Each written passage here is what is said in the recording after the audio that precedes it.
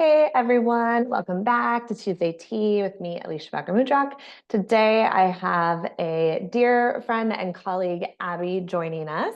She lives in a neighboring-ish state of Texas, and we met actually through a mutual friend, and we're in a therapy peer support group for a while, and it was lovely to get to know her more in that space.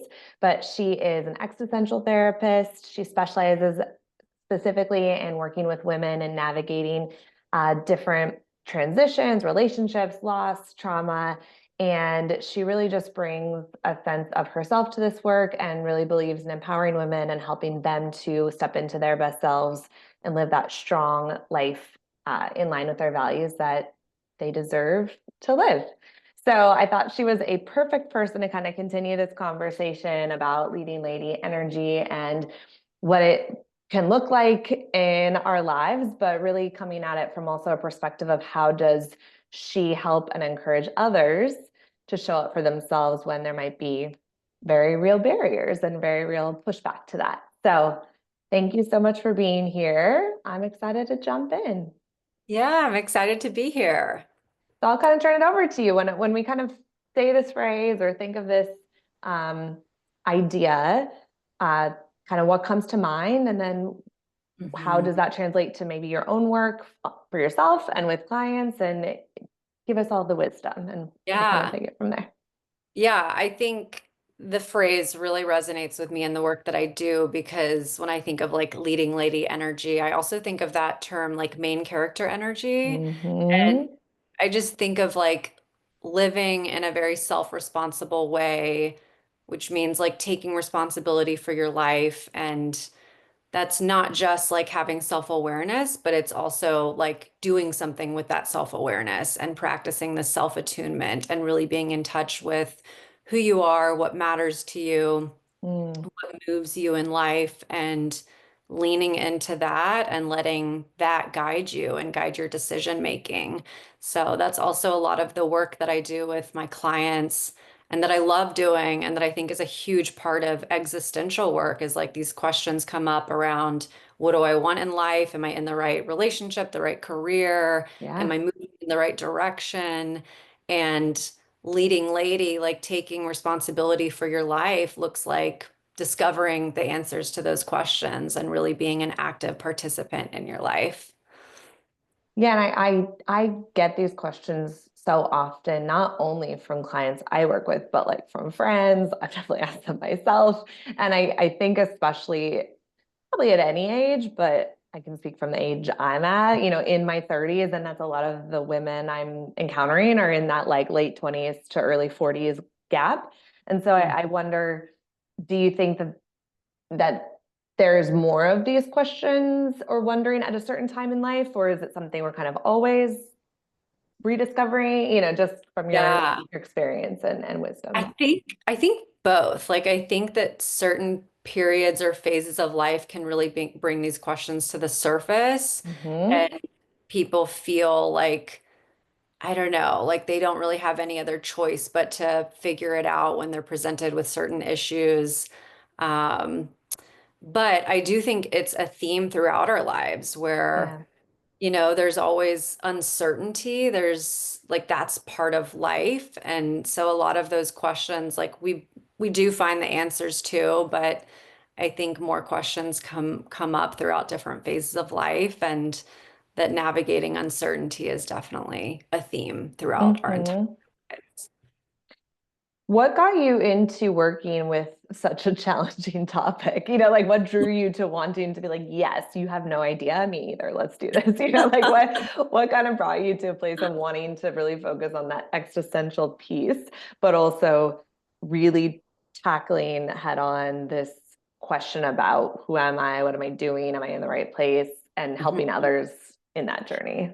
Yeah, so I think when I first became a therapist, like a few years after when I found the right fit for a job and I was working with a population that I really loved, I realized I loved working with a younger version of myself, which I think is so Mhm. often the case with so many therapists. Yeah. And it was women navigating like a quarter life crisis because I remember when I was 23, 24, out of college and didn't know what I wanted with my life, didn't know who I was. Yep. And so I knew like the words for that of like the quarter life crisis. And then more recently, I've really um, dived into existential analysis, which is the theory, the philosophy that I primarily use. I'm in a year long, not year long, several years, 3 to 4 year training program for it. Wow. And it's really amazing. It resonates personally, and I love using it professionally. But I read a book that was basically about self-loss, and this was Hmm. last summer, and I just loved it so much. And I think it resonated with what I was experiencing at the time, but I could also connect like so many different experiences that I had had before that my clients that I'm seeing in Mm. my clients and that I imagine like having in the future too of like we don't just discover who we are and then like know who we are for the rest of our life. It's like a lifelong journey of Yeah. evolving, making choices to create who we want to be and who we'll become. Yeah. So that book really resonated with me. And then I realized once I started doing this training program and reading more about existentialism that like I am an existentialist and I feel Mm. really passionate about that work. And it really goes um, perfectly with the quarter life crisis type of stuff and even the midlife crisis type of stuff. That's so fascinating. I don't know if I could commit to another any kind of years of anything training, but I love that people that are. But I think just peripherally, I'm very fascinated by the topic as well, Mhm. and can resonate with that idea of wanting to help a younger version of yourself heal. And I think that's really what even inspired the book I wrote, and just is a bit about my journey in my 20s of figuring out how to stop being the sidekick in my own life story and giving myself permission to step into the main character role that is mine because it is my life, and how that benefits not only me but all the folks in my world as well. But as we know, it can feel really tricky. I think for women sometimes we don't feel like we have permission to do that because we've been told so by X, Y, Mhm. or Z systems or humans or experiences, right? And I Mhm. think the one I hear the most is like, I don't know what I want to be or who I want to am or what I want to do. So how can I be in charge if I don't know? Right. Yeah. And I've gotten really into this idea around how important it is to have a very clear vision and be very firm on your values and your goals of what's leading you and driving you, because we don't always have to have the whole plan. And I think that's kind of what you're saying, this constant re-knowing of ourselves, and those will also evolve and change. But if we're Mhm. not at least even asking the questions or thinking about them or tuning in, then we're just Mhm. blindly kind of wandering around. And of course, we don't feel happy or we feel overwhelmed or we feel insecure or Yeah. confused because there's like no roadmap. There's no Wow. aim or direction, right? And so we don't know what rules we're playing by. Are we playing checkers or life? Like those are very different games, you know? So Yeah. it's kind of it feels empowering. Like I think it can feel really scary to dive into this type of work and reflection, but I Hmm. imagine it's, and maybe you've seen, and maybe you can share some examples for yourself for clients, like, but how empowering and rich it also, the payoff can be to do it. Yeah. Yes. And it can feel overwhelming because it feels like these daunting questions that you're asking. And it's like, how do I How do I answer find the answer to those? that? Yeah. And like, Yeah. how much work and how long is that going to take? And Yeah. yeah, I think what you were just talking about, it makes me think of like having that vision. And it's so helpful to have this belief that you are working towards something greater, even if you don't know what it is, and that like the Mm-hmm. steps you take every day and your habits every day, that those are leading to something and those are leading you in a direction that you want your life to go in. And Yeah. that's significant question of like, is what I'm doing, is it leading me in a direction that I want my life to go in? Even the small things, like, Yes. am I like paying attention to what I like and what I don't like? And Yes.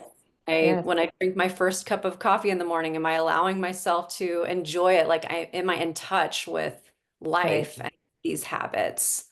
Right.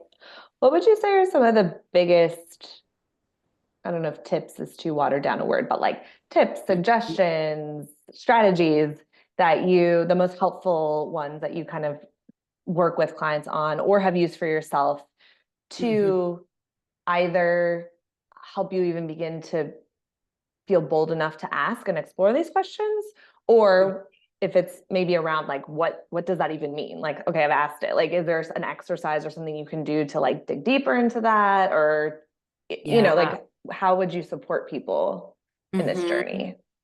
Yeah.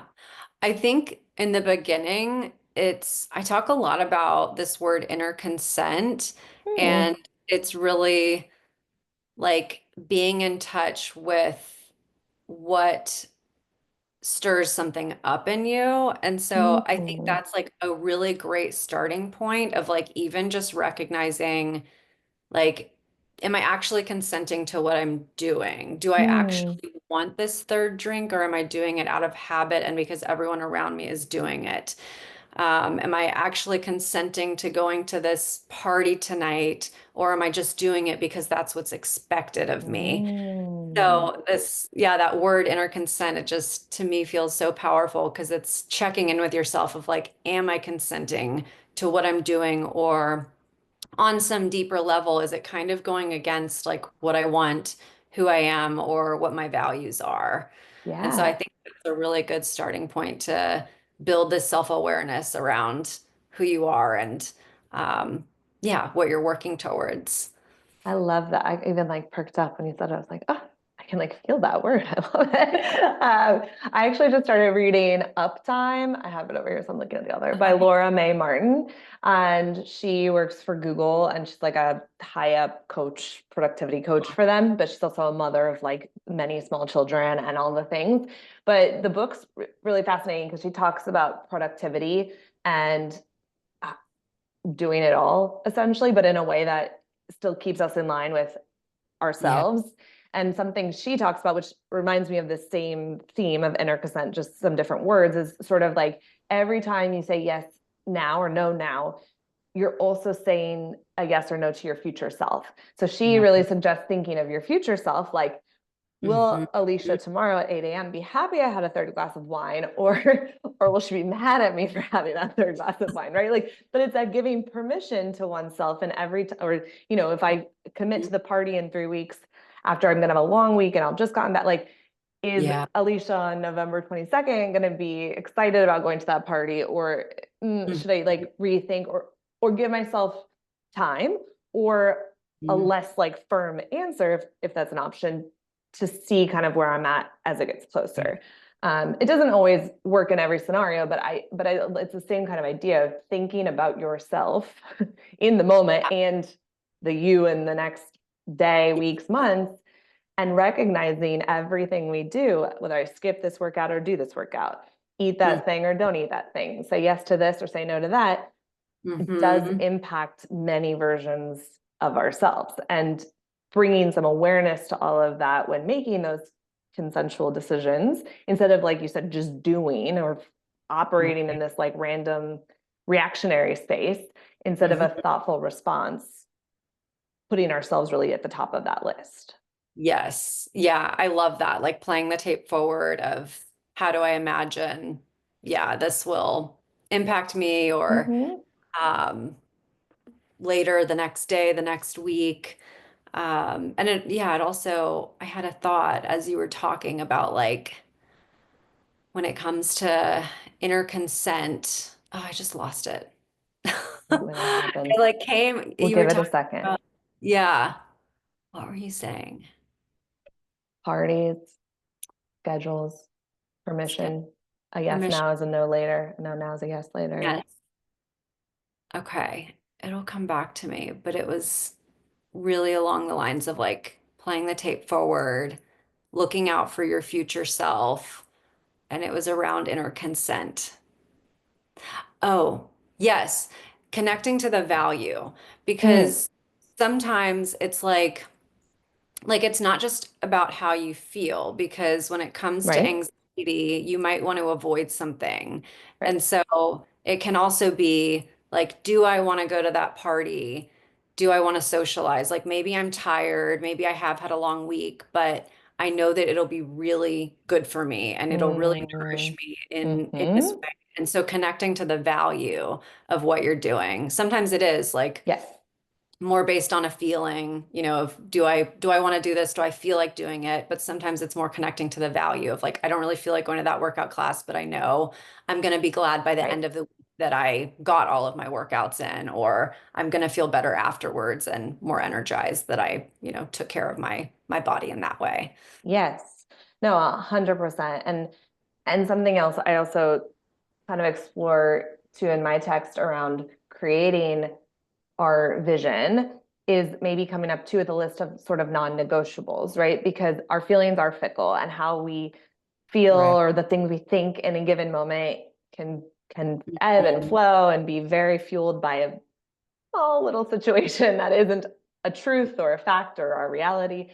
And so while we definitely want to acknowledge and honor and know and take space for those things, that Mhm. should not be the driving force of our life either, right? And so Right. if I know my non-negotiables are, you know, I I will make sure I create space for my workouts, or I Mhm. want to spend time with loved ones, or I won't let work go past interfere with my weekends, or then it also like, okay, I don't feel this way, but also what's my other list of my non-negotiables or what's my list of my values?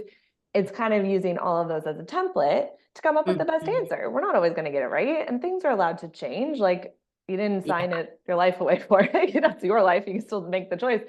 But I just think it's about becoming more of an active participant in living your everyday life than a lot of us are. We are Mhm. really good sometimes about thinking about everyone else and what everyone else needs, especially I know I hear this from my moms, but even just like as someone with a partner or with friends or with your own parents or siblings or people that need things, pets even, like I'm really good at thinking about what they might need and planning for them. But I think sometimes we just go on autopilot or we just shove our stuff to the back.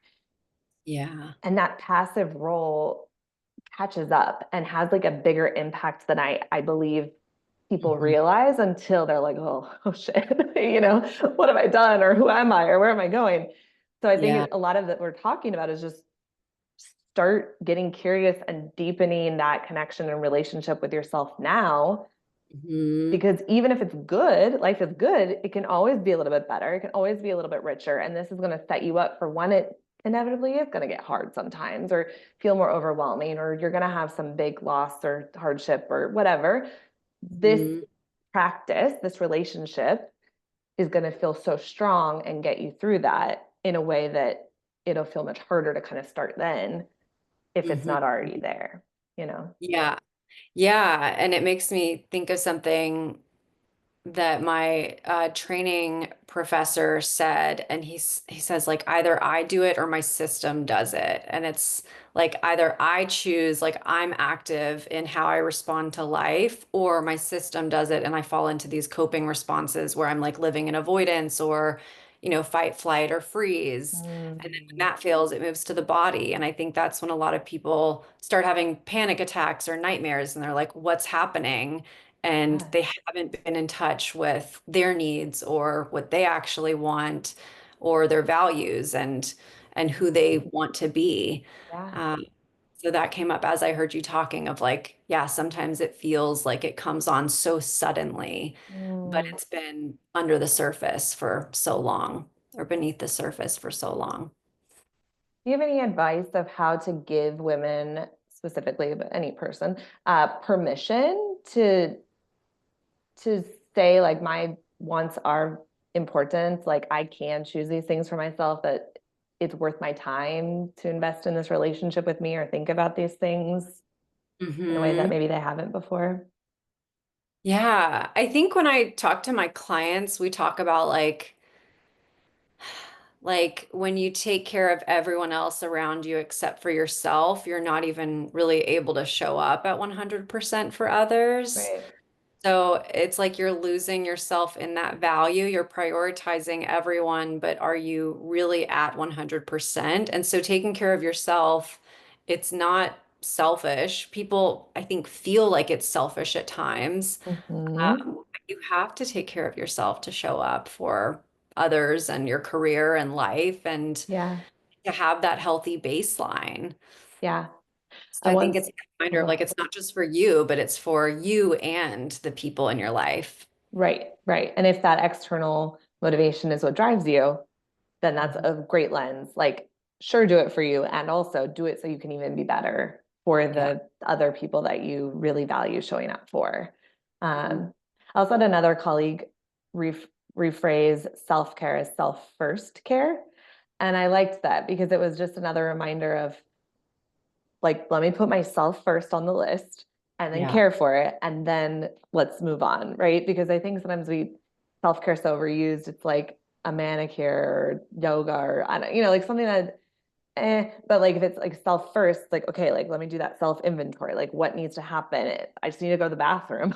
I need to eat something. I need to just step outside for a minute. Like I need to just say no. I kind of liked that reminder too of it's about sort of putting yourself first at the top of that Mhm. list in a way, or at least on the list in a way that again feels like such a struggle for so Yeah. many for so many of us throughout our life. Yeah, I know. And yeah, like even something like basic needs of putting yourself first and giving yourself permission to have a snack, go to the bathroom, go outside, take a break. Like those are Mhm. basic human needs. And when we neglect ourselves, that's when we really start to suffer. Yes. And I also like just tying it back, I think, to what you were saying to at the beginning of it's this ongoing engagement and journey and Mhm. learning and unlearning because what we're talking about here is not something you just do one day and then you've checked it off, right? That we need to constantly be tuning in, constantly being like, am I still in the driver's seat? Oh no. Okay, let me get back in it. Sort of Yeah. constantly reevaluating where am I heading and what needs to shift. Like, Mhm. are my goals, values, dreams still the same? Yes. Okay. If they've moved a little, perfect. Like, let me like get it back in alignment as best I can, and then let's keep going, right? It is this active process that I think we will be participating in until we've taken our last breath here. Um, and Yeah. not like it's a slog or it's, oh, how it sounds so tiring. It's exciting. It's energizing. It's like, let's maximize this beautiful life we've been given. Like, let's really live it. And I want to wake up at the end of my life and be like, wow, I really took advantage best I could. And I really got the most out of it. And I feel good about it instead of, oh, wow, I just wasted so much time, or I let someone else's voice or passions or wants dictate so much of my life, or I didn't even like half of it. Like, and again, not from stuff, life's going to happen to us too, but we Right. always have that choice of how we Mhm. respond, how we frame it, what we do with it. And I want to keep being an active participant in that. I don't want to give that up ever again. And it's easy to it can just happen, and I think that's where that tuning in is so essential to make sure Mhm. we're not handing away our power in spaces that Yeah. it doesn't need to be handed away. Yeah. And I think it's like not putting pressure on yourself to be perfect in any way because Because it's part of the we're not. process. Yeah, like it's not possible. And I mean, I even catch myself like anytime I'm doom scrolling on social media, I now start to ask myself like, is this how I want to spend my existence? Like, limited time Mm, that I have here, is this a meaningful is way to this spend it? it? Like, Yeah. no, it's like meaningless pleasure. Sometimes I if was like, there's sometimes it's worth it. You catch a few it, good cat videos in a row, then you're yeah, like, that was worth the 5 minutes. But a right. lot But of times it's not. after Yeah. 10 minutes, it's just like No, not no. productive and yeah, it doesn't bring value to my life. But there still are some days or some evenings where I scroll for way Mm, longer than I should. And I use it as a reminder of like, okay, this doesn't feel good. And I can still give myself permission to, you know, not strive for perfection, but I know that tomorrow I do not want to doom scroll for 2 hours in the evening. Like I'm going to read a book instead. I'm going to allow yeah, myself 10 minutes on TikTok and then I'm going to do something else because I know how it feels when I fall back into those patterns. So I think I love that. it's being aware of like when you do fall back into some of those patterns or when you become more passive in your life and you're not Mhm. really being as active of a participant and not really tuned into that like inner consent. Am I actually consenting to being on social media for an hour and a half? Like, Right. no, Right. that's very automatic. That just kind of happened. Yeah. But yeah, that you can use that to move forward and just inform like, okay, this was reassuring of how it feels when I do Mm, go back into these habits or patterns. yeah. No, it's so true. And I think too, what we're also talking about is not having to be setting these lofty things of I'm going to be a millionaire, I want to be famous, I want to start my own business. Like that's great. Like if that's your goals, but I think that this is just how do you just live every day at Mm. the peak capacity it can be lived because it Mhm. helps you. And when you're in your best self and you're living yourself fully, you're helping everyone else too, right? And Mhm. it's just so that you don't have to have a run of total shit days for 3 weeks in a row. If there were things that you really could control in that and have done to just 1% make it a little bit different, right? And I get there's many more nuanced tendrils, that I'm not just saying everyone's life is perfect and they should get over it. Like real things are going on, real mental health, real Yeah. traumas, real stuff like that. But even within any scenario, we still have some autonomy. We still have power. We still have choice. And it's Mhm.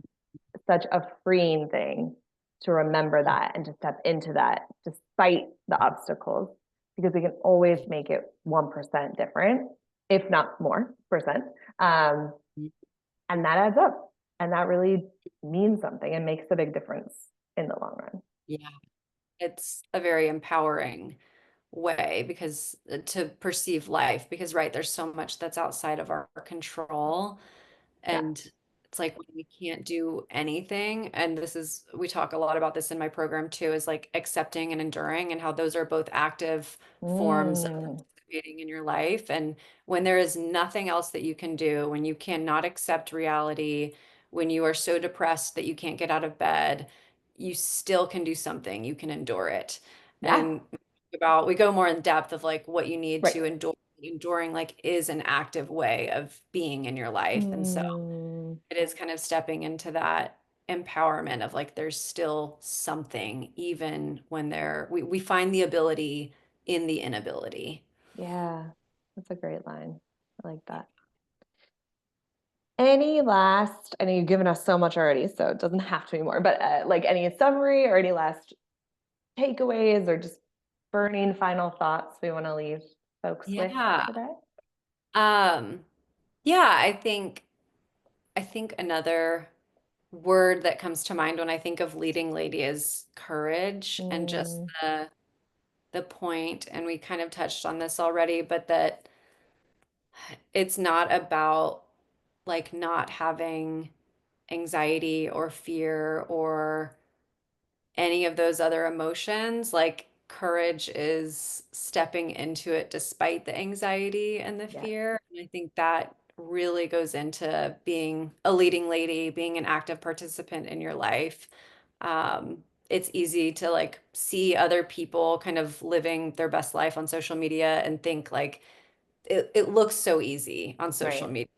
Right. Um, and so we're not seeing like all of the effort or the endurance or the anxiety and fear that it takes to live a certain life. So I think Hmm. courage is something that really ties into this theme of Yeah. stepping into it despite the fear and anxiety, that that's something you can hold space for. It can exist and it doesn't have to dictate your behaviors or what you take action on. I love that.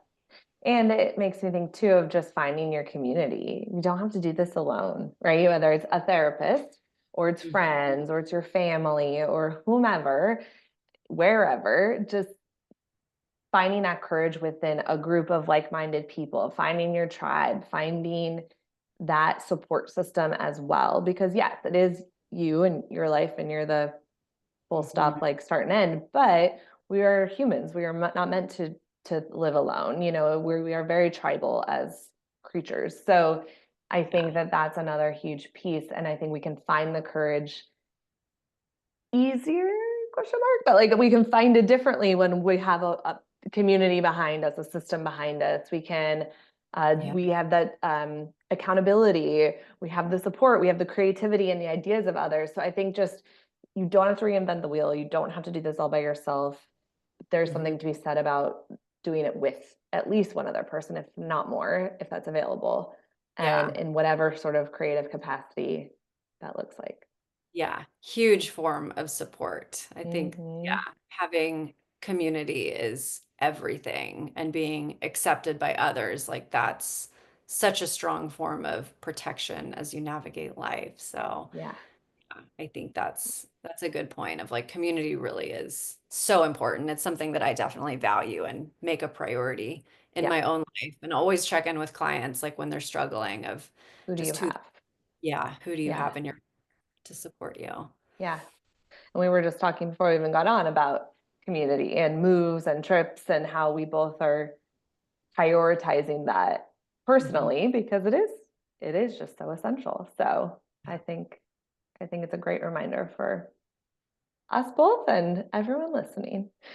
Well, any one thing you want to sort of promote, tell people about that you're doing or offering, or I have your links will be in the email, but I'll give you a space just to kind of talk about any. Yeah. I don't really have anything to promote. I do offer individual therapy, so that's mainly, I guess, my promotion. Yeah, Um, if you're in the but all Texas of that, state. yeah, all of that information is on my website and on my Instagram. You can get a feel for the type of therapy that I do, the Perfect. existential work. So I'd say Awesome. all in those links. Okay, perfect. Well, thank you so much, Abby. It's been a pleasure having you here with us today. Hope everyone has a great rest of your week, and I'll see y'all next Tuesday. Yeah, Bye. for having